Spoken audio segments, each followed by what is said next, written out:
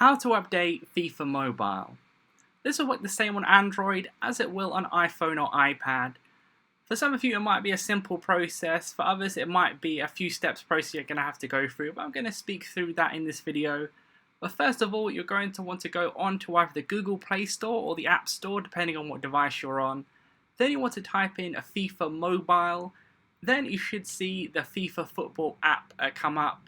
Next to the right hand side of the logo, you should be able to see update there. For some of you, it might be as simple as clicking the update button, but if you just see open or something else there that does not update, then that means that what you're going to have to do is go back into your apps and then go ahead and delete the FIFA mobile app. So click remove app there, delete app, similar process on the Android as well.